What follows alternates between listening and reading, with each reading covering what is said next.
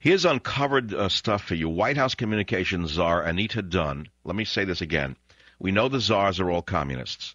We know that they shouldn't be empowered. They know they don't belong in the White House. We know that if we had a two-party system, there'd be an immediate investigation of every czar and they'd be thrown out.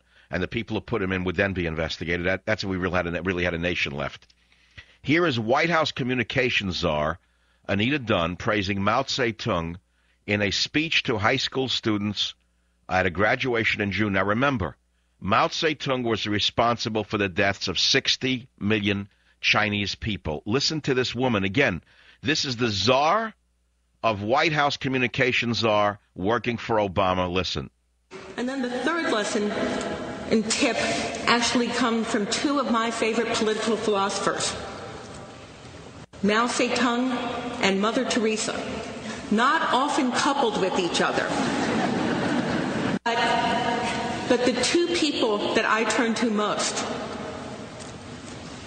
to basically deliver a simple point, which is you're going to make choices. You're going to challenge. You're going to say, why not? You're going to figure out how to do things that have never been done before. But here's the deal. These are your choices. They are no one else's. In 1946, so she's trying to brainwash the youth, in essence, to become members of the Red Brigades, the same way the Baader-Meinhof gang did in Germany, the same way the illegitimate murderers in China did, and she is now the White House Communications Czar, Anita Dunn, praising Mao Tse Tung. Do you understand what's going on in this country? And the Republicans are so clueless they say nothing. Now here's another liar. Larry Summers, formerly of Harvard University before he was thrown out, lying when he says that the $16 billion of stimulus money, that's, by the way, a spit in a bucket, created 30,000 jobs. It's a complete and total lie. Listen to this guy in 14. We saw data today for the first time that showed that the first $16 billion of the stimulus created over 30,000. Director of the White House's National Economic Council, Larry Summers, claims that 30,000 jobs were created when everybody knows it's a lie, and the media says nothing about this. How in the world could this be going on? Answer: beware the government media complex. Beware of the fact that we do not have a two-party system.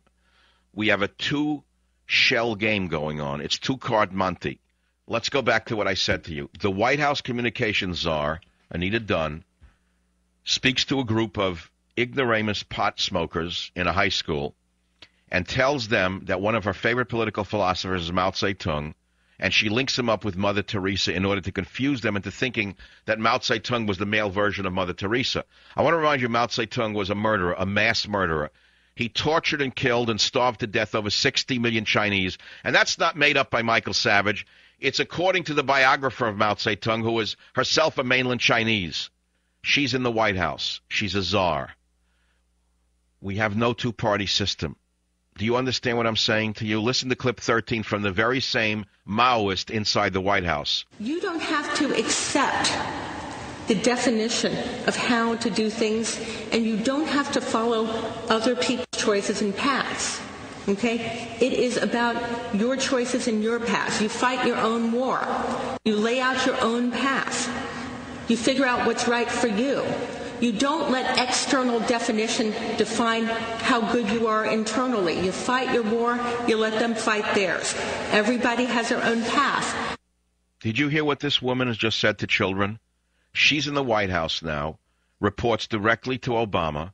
She's the communications czar. Her name is Anita Dunn. She praises a mass murderer named Mao Tse Tung, and you have no idea why this is happening. Who listening to this show can argue, after hearing the White House Communications Czar Anita Dunn praising Mao Tse Tung, that I am wrong to be the Paul Revere of our time in warning you that we're far down the path of an absolute and total takeover? Anybody want to argue with that one? Does anyone listening to this show want to argue that Mao Tse Tung was good for the Chinese people? Why don't you step up to the plate and call this program? Because a major biography of Mao Tse Tung came out not too long ago, 500 or so pages, by a Chinese woman who lost her family to this Hitler of China. And she literally has the statistics. Just as 6 million Jews were killed in the Holocaust under Hitler, 60 million Chinese were either beaten to death, starved to death, or killed outright by Mao Tse Tung. So as I say to you, it's very important that you have to understand that if you value your freedom, you better listen to the savage nation. It's the story of the infiltration of the United States government at the highest levels, in my opinion. My opinion. If I don't know what I'm talking about, tell me where I'm wrong. Prove me wrong. Prove me wrong. You think it's good for a White House communications czar to praise Mao Tse Tung in a high school graduation, not George Washington? You think it's good for the director of the White House's National Economic Council, Larry Summers, who was thrown out of Harvard, to claim that the stimulus created 30,000 jobs when every economist who studied this says it's a lie? You're living in an absolute propaganda, a time of total propaganda, the government media complex. When you see that the White House communications czar, Anita Dunn, speaks before a high school audience in June of this year and praises the mass murderer Mao Tse Tung, and nothing happens, then you understand how far gone this nation is. But it should tell you that, in fact, Obama, now we know his variety of communism, the type he is, which is Maoist. We didn't know whether he was a Trotskyite, a Leninist, or of some other, let us say, species of communist. He is a Maoist. Why do I say that? Here is the same White House communications czar, Anita Dunn, who praises Mao Tse Tung in clip 12. In 1947, when Mao Tse Tung was being challenged within his own party on his plan to basically take China over, Chiang Kai-shek and the nationalist Chinese held the cities. They had the army. They had the Air Force. They had everything on their side. And people said, how can you win? How can you do this? How can you do this? Against all of the odds against you. And Mao Tse Tung said, you fight your war and I'll fight mine. If this doesn't put chills up the back of your spine, nothing ever will. Now you're going to listen to Mao Tse Obama before the election when he said and slipped about what he has in mind with regard to a private military force, bigger, stronger, and better funded than the U.S. military. Do we have that one ready? We cannot continue to rely only on our military in order to achieve the national security objectives that we've set.